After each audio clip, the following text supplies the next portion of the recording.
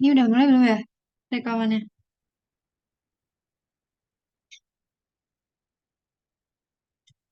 Oke, Assalamualaikum warahmatullahi wabarakatuh. Selamat malam semuanya. Saya Elis Kisnia Putri bersama teman saya Helvian Fauzi dan juga Vina Shakila. Di sini kami akan menjelaskan mengenai apa yang sudah kami pelajari mengenai eh, penyelesaian pendekatan NSPDE dari atau numerical solve partial differential equation approaches menggunakan DAI5. Di sini ada 5 step yang akan kita gunakan. Yang pertama consciousness, kemudian intention, initial thinking, idealization, dan instruction. Kita akan masuk ke bagian consciousness.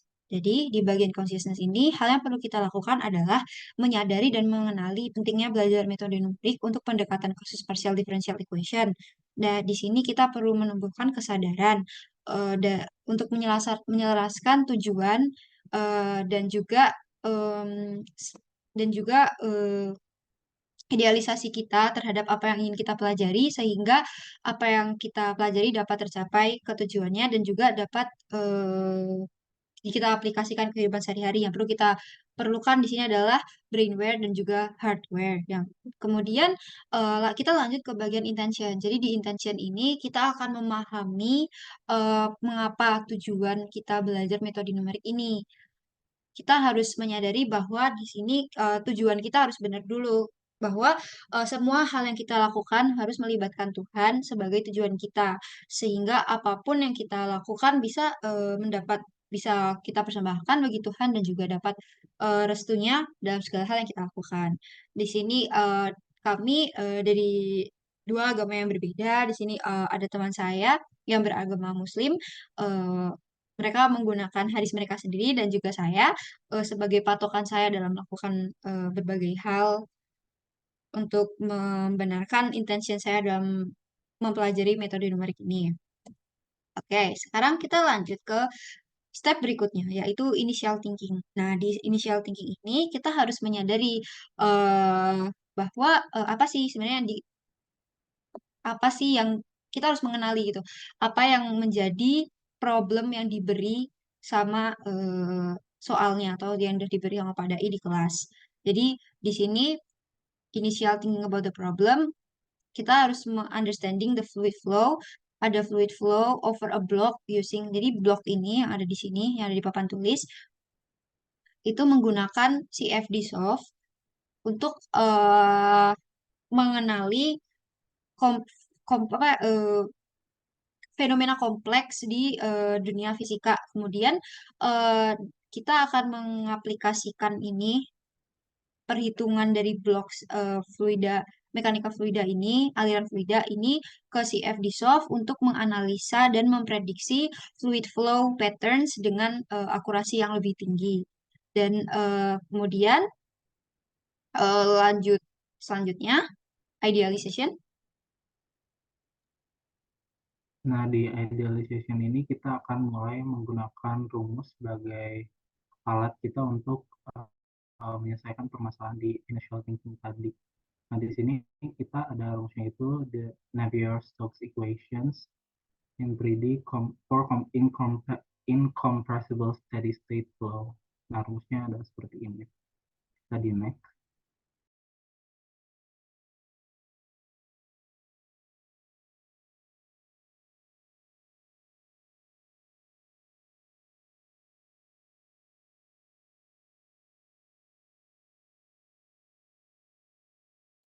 Baik di part instruction ini akan dijelaskan oleh teman saya Vina Shakila dan di sini Vina akan mensimulasikan bagaimana kita mengaplikasikan tadi blok-blok tadi untuk menguji aliran fluidanya dengan CFD shock.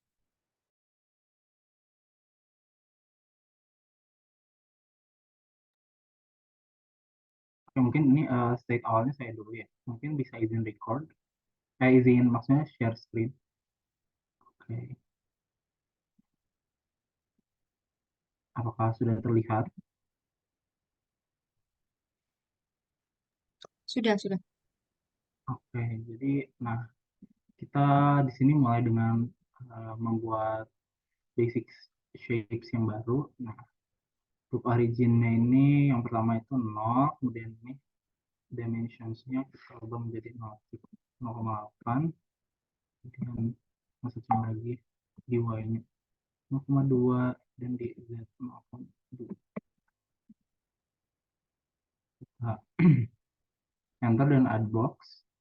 Untuk yang kedua ini originnya mulai di 0,3, kemudian yang di sini berubah menjadi 0,05, dan ini juga berubah jadi 0,2. Oke, kita unbox lagi. Yang terakhir perubahannya di sini, itu menjadi 0,15.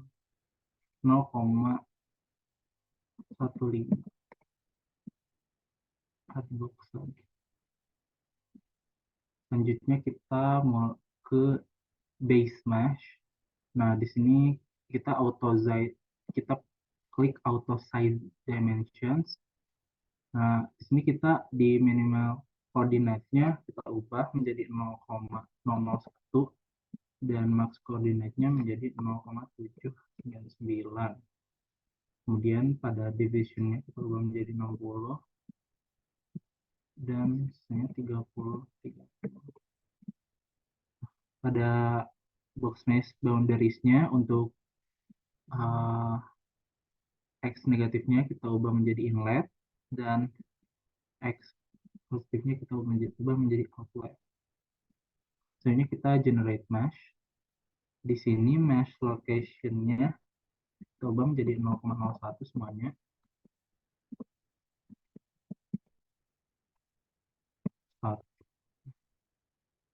Uh, sudah tampilannya seperti ini, kita generate mesh. Kita tunggu beberapa saat.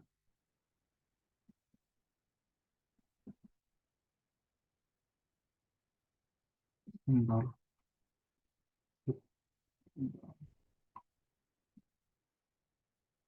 Ini ada yang salah.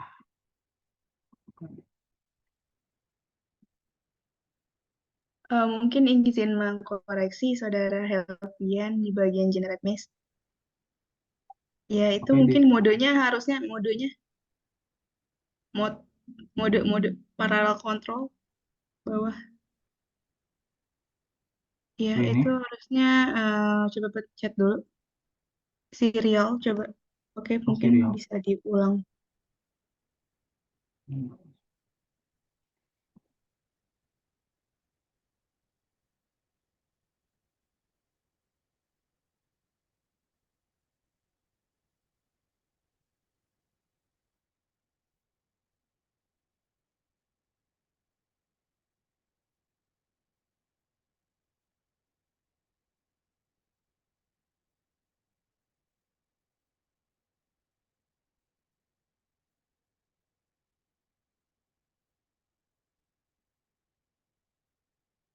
Nah, ini sudah terbentuk. Nanti apabila sudah benar akan seperti ini generate mesh-nya.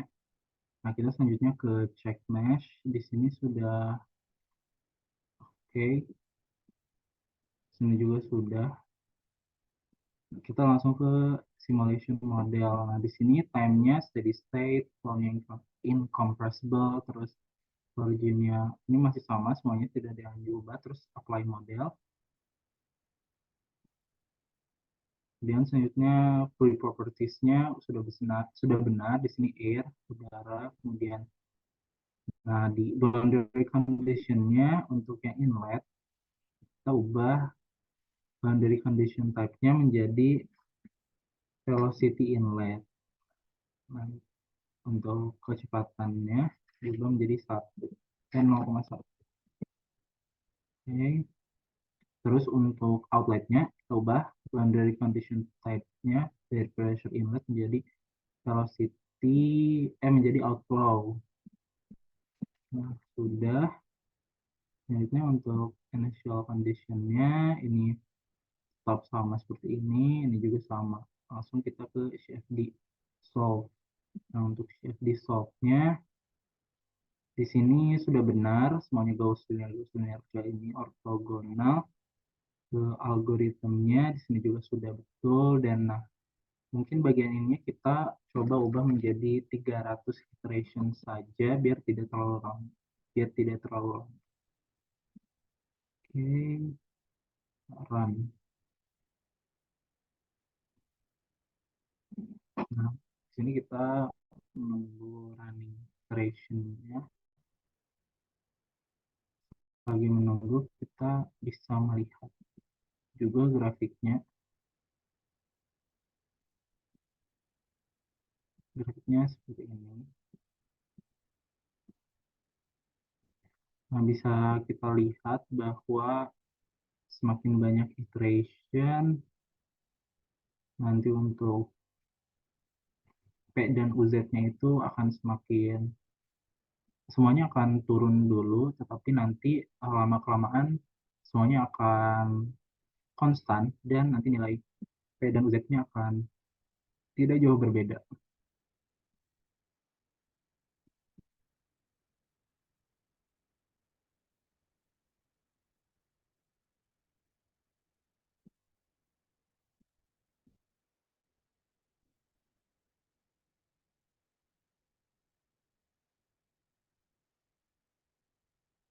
Nah, kemungkinan pada saat iteration-nya menjadi 300 juga, nanti grafiknya akan kurang lebih seperti ini. Jadi mungkin untuk sekarang kita bisa lanjut ke CFD post dan para view yang akan dijelaskan oleh Vina.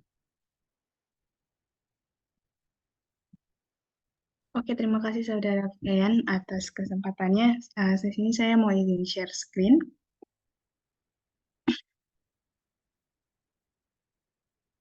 Oke, apakah sudah terlihat? Oke, Sudah. terima kasih. Akan saya lanjutkan. Mungkin di sini kita akan melanjutkan tentang para view, di mana di sini kita ingin melihat kelanjutannya.